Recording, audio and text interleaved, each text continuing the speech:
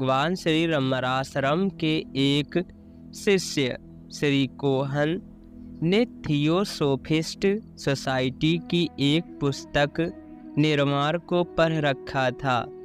वो इस पुस्तक के चिंतन में लगे हुए थे, जिसमें लेखक ने बलपूर्वक कहा कि वह प्रत्येक रात्रि को निद्रा में जाने के पश्चात निर्वाण प्राप्त करता है।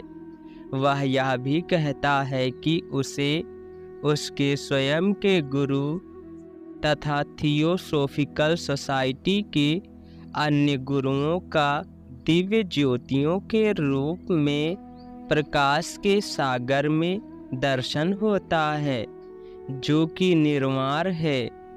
उन्होंने अर्थात श्री कोहन ने भगवान श्री रमण महर्षि से पूछा कि भगवान अद्वैत के सिद्धांत पर विचार करते हुए निर्वाण तथा शुद्ध आत्म चैतन्य का अनुभव क्या एक ही है? यह कैसे संभव हो सकता है? निर्वाण पूर्णता है। पूर्णावस्था में ना तो दृष्टा है और ना ही दृश्य है। वहाँ ना कुछ देखने को होता है और ना ही कुछ अनुभव करने को होता है, ना तो वहाँ कुछ जानने को होता है। देखना तथा जानना तो केवल मन के कार्य हैं।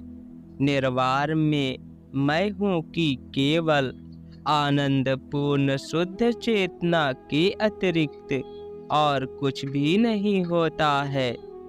तो फिर महर्षि, एक प्रमुख थियोसोफिकल सोसाइटी के नेता ने, जो अपने आप में उच्च प्रकार की दिव्य शक्ति का दावा करती हैं, लेखक के निर्वाण के स्पष्ट तथा ठीक माने जाने वाले वर्णन की प्रशंसा कैसे की है तथा थियोसोफिकल सोसाइटी का सेवा के विचार के प्रति इतना अधिक आग्रह क्यों है?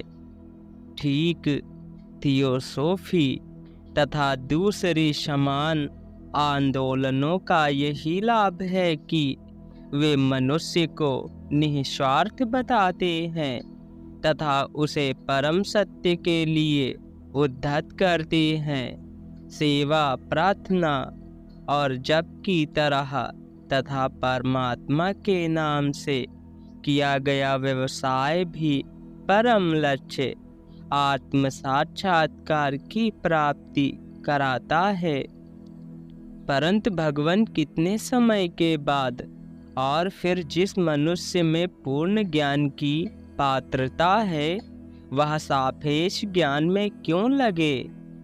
प्रत्येक वस्तु अपने नियत समय पर ही होती है। जो मनुष्य पूर्ण ज्ञान का पात्र है, वह किसी न किसी प्रकार उससे परिचित होकर उसका साधन करेगा ही। उसे यह अनुभूति होगी कि आत्मविद्या समस्त सद्गुणों में उच्चतम है तथा यात्रा का अंत भी है। भगवान, बाह्य तथा आंतरिक निर्विकल्प समाधि में क्या अंतर है? बाह्य समाधि जगत का साक्षी होते हुए भी अंदर से उसके समीप पहुँचे बिना सत्य पर दृढ़ रहना है। वह ऐसा सागर है जो तरंगहीन होने के कारण शांत है। आंतरिक समाधि में देह चेतना का लुप्त होना सन्निहित है। भगवान, क्या सहज समाधि की उपलब्धि हेतु पहले देह चेतना का लोप होना आवश्यक है? देह चेतना क्या है, इसका विश्लेषण करो। इसके लिए देह तथा उस तक सीमित चेतना का होना आवश्यक है, जो एक साथ मिलकर देह चेतना बनाते हैं। इनका अन्य चेतना में होना आवश्यक है।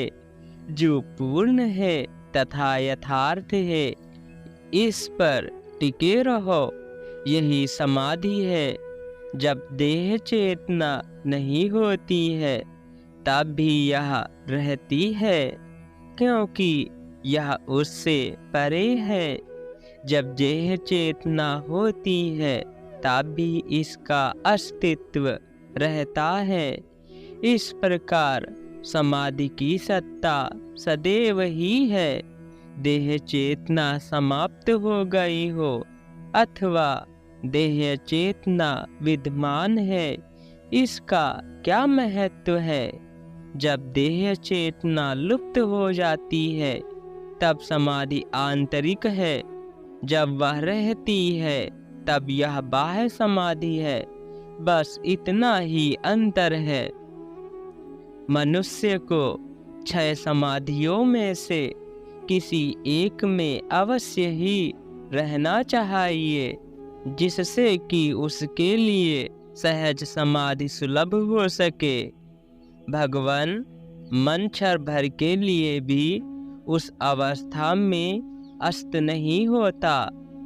एक प्रबल पूर्ण विश्वास की आवश्यकता है कि मैं आत्मा हूँ और मन तथा बाहरी दृश्यों से परे हूँ। भगवान तथापि मन उसे अस्त करने के प्रयास के विरुद्ध रज्जु प्रमाणित होता है। यदि मन सक्रिय है तो भी उसका क्या महत्व है। ऐसा केवल आत्मा के अधिष्ठान पर ही होता है। मानसिक कार्यकलापों के समय भी आत्मा पर टिके रहो। भगवान मैं अंदर पर्याप्त गहराई में नहीं जा सकता, ऐसा कहना गलत है। अभी भी तुम आत्मा में नहीं हो तो कहाँ हो। तुम्हें जाना कहाँ है। केवल आवश्यकता है इस दृढ़ विश्वास की कि तुम आत्मा हो। वस्तुतः यूँ कहो कि अन्य क्रियाएं तुम्हारे ऊपर आवरण डाले रखती हैं। हाँ भगवान, ऐसा ही है। इसका अर्थ है कि विश्वास दुर्बल है। भगवान मैं समझता हूँ कि मैं केवल कृत्रिम है। वास्तविक मैं को साक्षात करने की मेरे प्रयास विफल हो जाते हैं, क्योंकि असली मैं की अनुभूति के लिए बनावटी मैं को सक्रिय किया जाता है। विवेक चूड़ामणि में इसे स्पष्ट किया गया है कि विज्ञान कोश का कृत्रिम मैं उभार मात्र है, जिसके माध्यम से सत्य सिद्धांत मैं के महत्व को देखना चाहिए। हरिओम तत्सत।